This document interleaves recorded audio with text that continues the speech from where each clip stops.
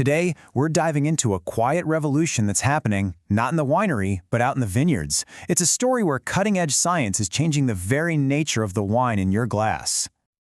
You know, we spend so much time talking about oak barrels, fermentation techniques, and aging. But what if the real game changer, the biggest leap forward, is happening with the grape itself, long before it ever gets to the cellar? That's the big question we're exploring today. So to really get why this is all such a big deal, we have to start with the problem. See, for as long as people have grown grapes, they've been fighting a constant, exhausting war in the vineyard. And the main bad guys in this story? They're two relentless fungal diseases, downy and powdery mildew. These things thrive in damp weather, and they can absolutely devastate a harvest. For decades, the only real defense has been a never-ending cycle of chemical sprays. It's a huge challenge for growers who want to farm more sustainably. All that spraying, year after year, it's just not a long-term solution.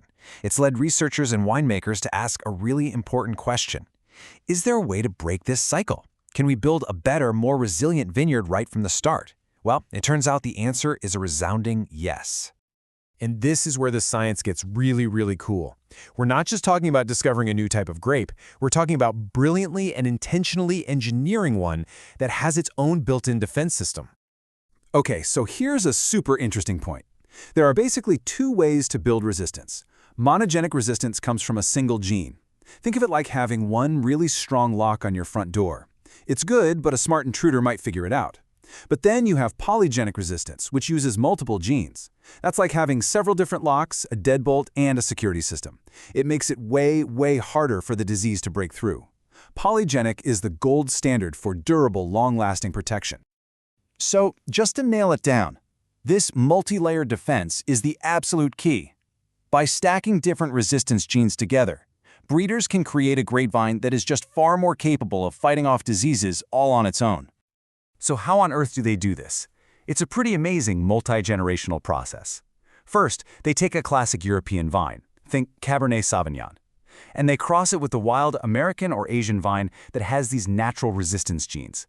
It's kind of like combining an artist's touch with a superhero's shield. Then comes the really patient part, selecting the best offspring, and then crossing them back, over and over again, to make sure you keep the amazing taste of the classic grape while holding on to only those powerful resistance genes from the wild parent. All right, so this incredible science has given us a whole new lineup of grapes showing up in vineyards. So let's meet some of the new stars of the show.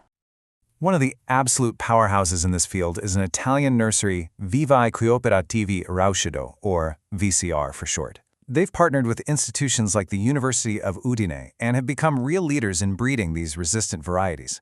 You'll often hear them called PY grapes, which is just some German shorthand for fungus-resistant vines.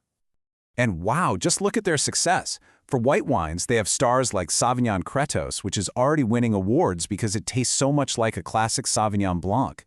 Then you've got Flirte and Sorelli, which are massively popular in Italy. They're becoming true workhorses for winemakers who want to make high-quality, sustainable wines. And it's the same story with the reds. Cabernet Veloce not only fights off disease, but it's also showing great drought tolerance, which is a huge plus in our changing climate. Merlot Chorus is another go-to for sustainable producers, and newer grapes like Pinot Iskra are really starting to turn heads. Okay, so we've got the science, and we've met the new grapes. But what does this look like when the rubber meets the road? Let's take a look at how a major wine country like South Africa is thinking about this innovation. So, South Africa is looking at these varieties very strategically. Of course, they have strict regulations, but they're specifically prioritizing grapes with that durable, multi-gene, polygenic resistance. And right now, almost none of these vines are planted there, which means the opportunity to make a huge, sustainable shift is just massive. So here is some of the actual varieties being recommended for trials there. For the whites, you see names like Florial and Solaris, which are known to do well in warmer climates. And for the reds, they're looking at grapes like Artaban and Cabernet Cordis, varieties that can make really structured, serious wines, but with way less need for chemical sprays. All right, let's bring it all home. What's the big picture here? What's the ultimate impact of this quiet revolution that's been happening out in the fields? This number right here, says it all. The research shows that planting these new varieties can cut the need for pesticides by up to 70%. Let that sink in. That is an absolutely monumental change for the environment, for the health of the vineyards, and for the farmers themselves. So when you boil it all down, this is the big takeaway.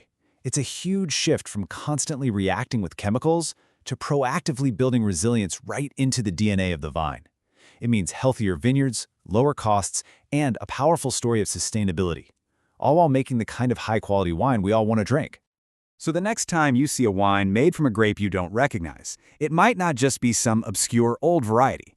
It could be the result of decades of brilliant science, designed to be better for our planet and absolutely delicious in your glass. Are you looking at the future of sustainable wine? It sure looks like it.